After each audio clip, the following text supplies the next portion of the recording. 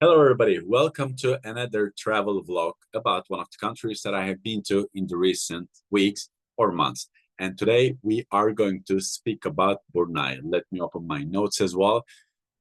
About for every country that I visit, and I've been to 106 so far, I'm making a short video around 10 minutes to share my experiences, my insights, and my suggestions about those countries. And I keep them rather general. So if you're a new time comer, I just wanted to inform you a little bit. And for the people who have been here before, or even for new time comers, I'm doing this intentionally, not very high production level. I'm using my webcam, I'm using a microphone just to make sure the sound and the video is good. But apart from that, I'm in my room where I'm staying. Right now, I'm in South Korea, but today I'm going to speak about Brunei.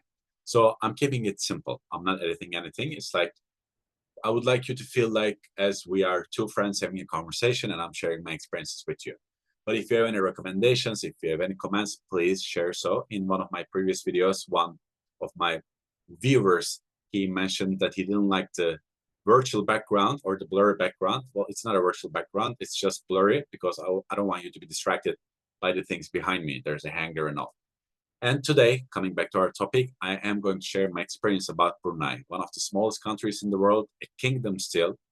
And I have stayed in Brunei for around 1 week. Yeah, just around 1 week actually. And it is a country that a lot of people don't know. Also, even me, I mean, I knew a country called Brunei existed, but I used to confuse it a lot with Bhutan, which is in Southeast Asia.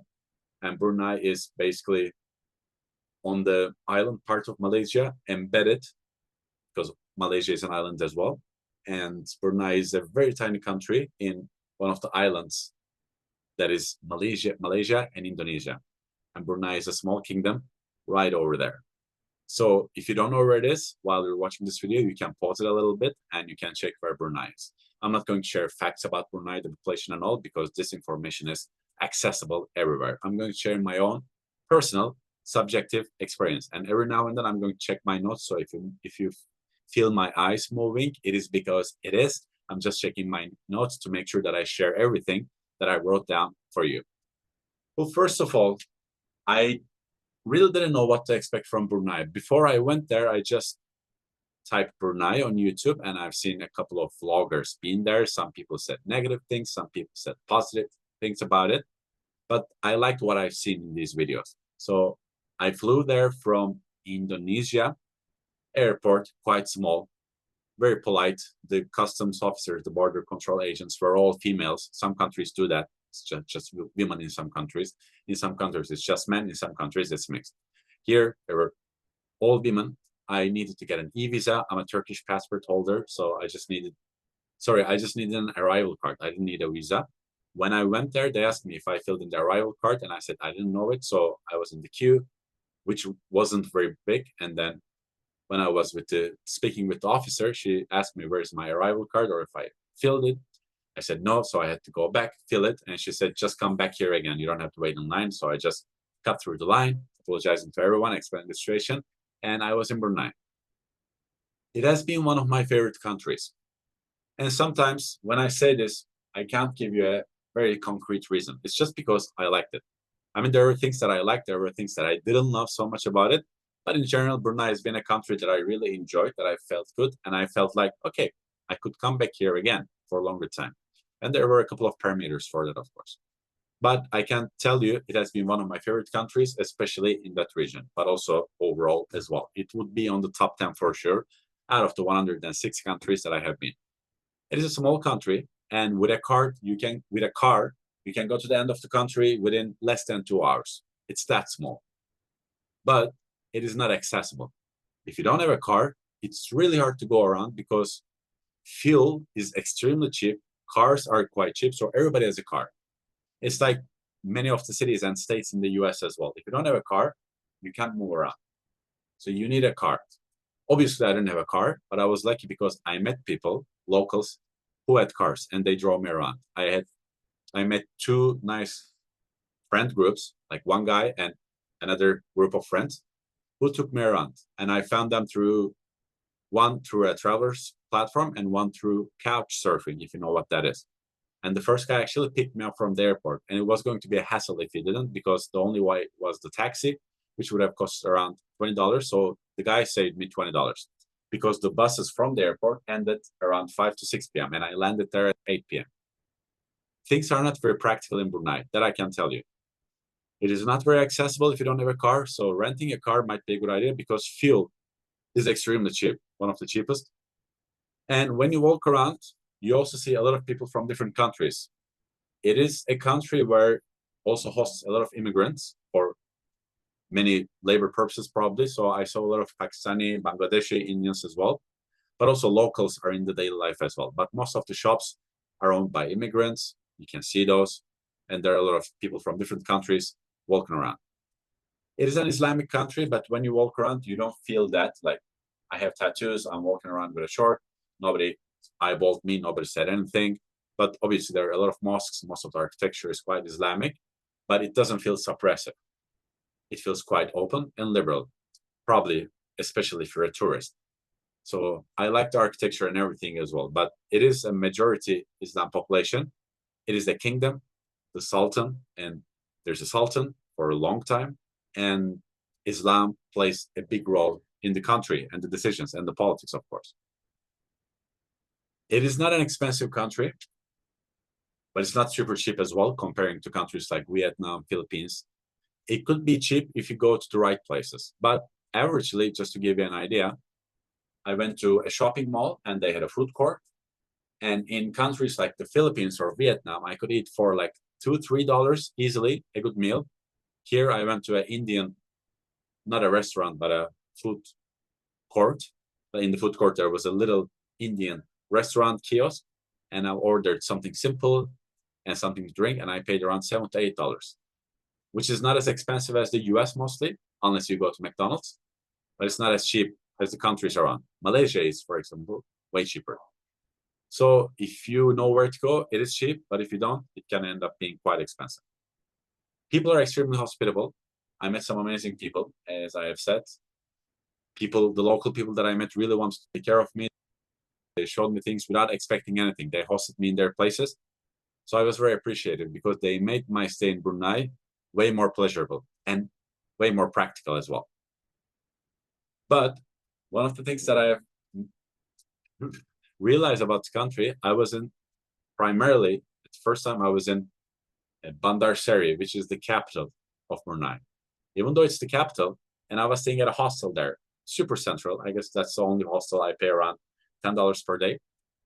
And when I left the hostel, when I exit the hostel, and when I start to walk around, I felt like I was the only person walking. You barely see any people. You see some cars, but it's not that much as well. Maybe it was because it was hot.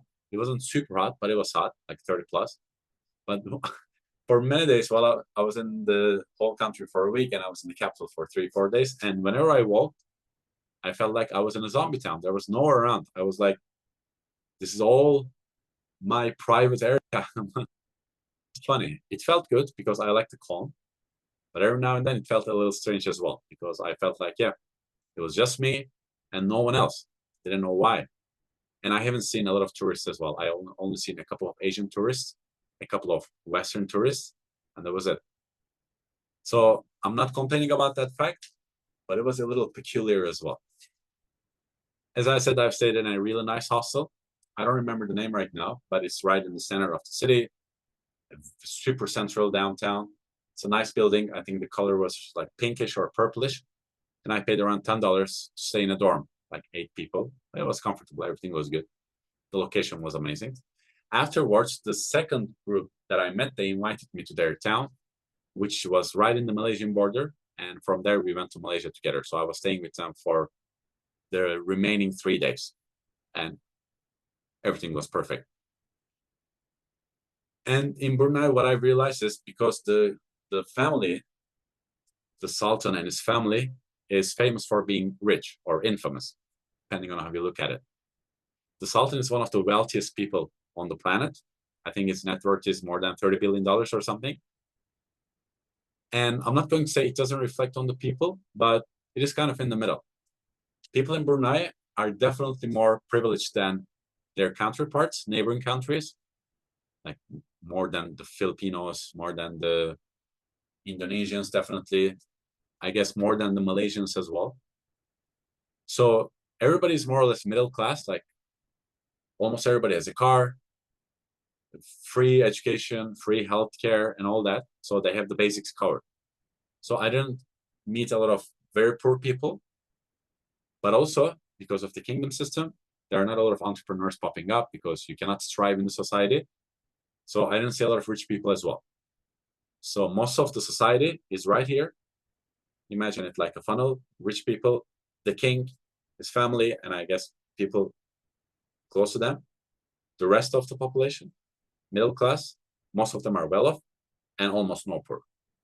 So it's just my objective perception. I'm not commenting on it. I'm not judging it, but I genuinely saw that they're better than the people in the neighboring countries in terms of their lifestyle, in terms of the things that I can access, in terms of their cars, their houses.